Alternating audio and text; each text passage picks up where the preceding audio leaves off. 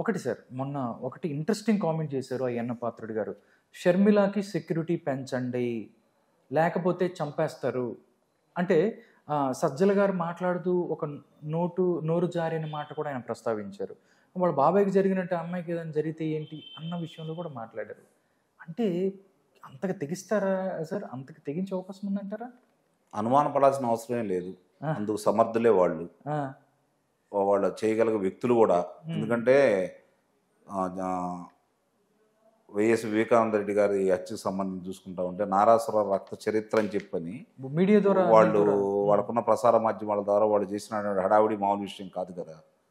ఇప్పుడు రాజశేఖర రెడ్డి గారి తమ్ముడు, మాజీ మంత్రి, మాజీ లోక్సభ సభ్యుడు, శాసనసభ్యుడు, శాసన మండలి సభ్యుడు, మరి అలాంటి వ్యక్తి మరి వాళ్ళ అన్నగారు అయినటువంటి రాజశేఖర రెడ్డి గారు రాష్ట్రాన్ని చూసుకుంటా ఉంటే పులివెందల్ని కంచుకోటగా మార్చుకున్నటువంటి వ్యక్తి.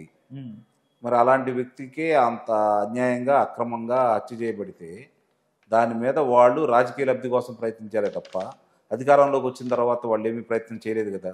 చివరికి కుమార్తెని అల్లుడిని కూడా బాధ్యులను చేస్తూ ఆయనకి అక్రమ సంబంధాలు అంటగట్టి ఆయన వ్యక్తిత్వ హననం చేస్తూ ఏం చేస్తున్నారో చూస్తున్నారు. కాబట్టి మనం ఏమి దాని గురించి ఎక్కువగా ఆలోచించుకోవాల్సిన అవసరం లేదు. నిజంగా షర్మిల గురించి మాట్లాడుకోవాలంటే ఆ అమ్మాయి ప్రాణభయంతో పారిపోయి తెలంగాణకు వచ్చిందని చెప్పని కడప జిల్లాలో వినిపిస్తున్నటువంటి వార్తలు. పార్టీ పెట్టుకున్న కారణం కూడా ఇప్పుడు ఎన్నికలు సమీపిస్తున్నాయి కాబట్టి వచ్చి ఏదో లబ్ధి పొందాలి, ఆస్తి నాకు ఎటు దక్కట్లేదు, ఇప్పుడు జగన్మోహన్ రెడ్డి గారు ఓడిపోతున్నారనే సంకేతాలు ఆ అమ్మాయికి వచ్చింది కాబట్టి ఈరోజు వచ్చి మాట్లాడుతుంది.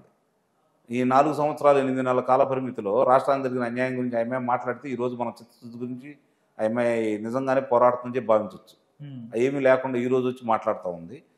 నేను అయ్యన్న పాత్రుడు గారిని ఒకటే అడుగుతున్నాను, వాళ్ళు అన్నా చెల్లెళ్ళు కాంగ్రెస్ పార్టీ వాళ్ళు ఒకళ్ళని కూడా చంపుకుంటారు, మీకు వచ్చి నష్టం ఏంటయ్యా?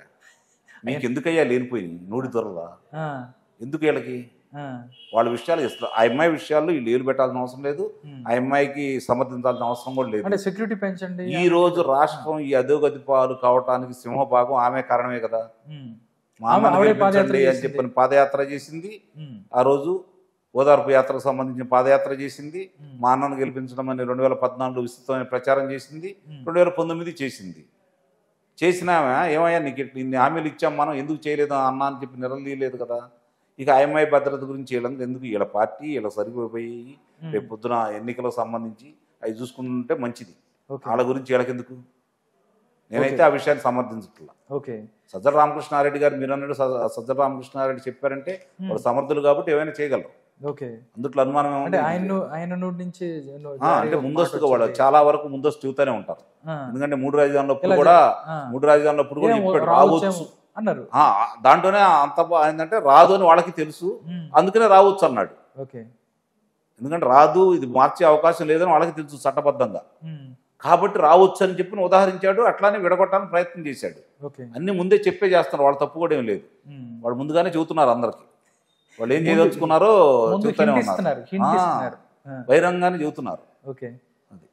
సార్ ఒకటి సార్, అంటే కాంగ్రెస్ పార్టీ జగన్మోహన్ రెడ్డిని మోసం చేసింది, జైలుకి పంపించింది, ఆయనకి చంద్రబాబుతో కలిసి చేసింది అని ఇలా మాట్లాడారు. అంటే మొన్న షర్మిల మాట్లాడుతూ కొన్ని వ్యాఖ్యలు చేశారు. బెయిల్ కోసం నేను అనిల్ భారతీరెడ్డి మా అమ్మగారు వెళ్ళి ప్రణబ్ ముఖర్జీని కలిసాం అనే మాట మాట్లాడారు. అంటే నిజంగా ఆయన బెయిల్ కోసం ప్రణబ్ ముఖర్జీ దగ్గరికి వెళ్ళి వీళ్ళు అంత చేసి ఉంటారనుకోవచ్చా? బహిరంగానే జరిగింది కదా.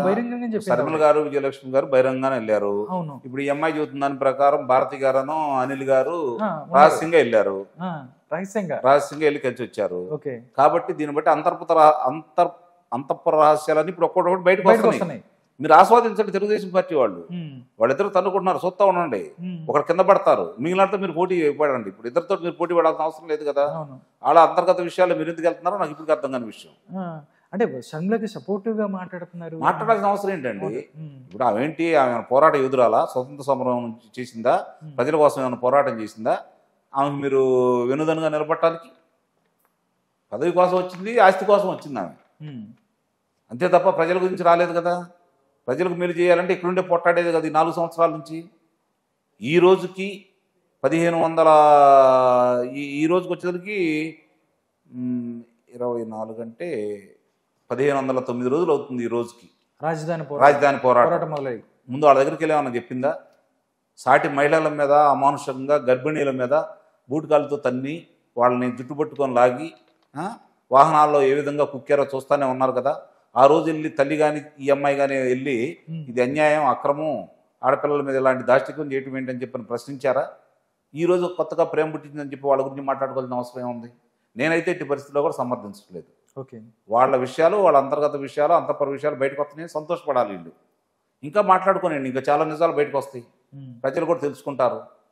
ఎవరేంటనేది తెలుసు వాళ్ళకి, కానీ మూర్ఖంగా ఆ రోజు సమర్థించారు.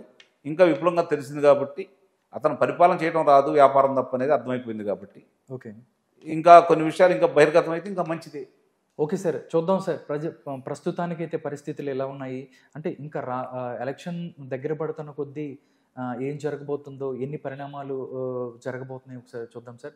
Thank you so much Ankam Rao గారు. ప్రస్తుత రాజకీయ పరిస్థితుల మీద మీ యొక్క చక్కని విశ్లేషణ అందించారు. నమస్కారం సార్.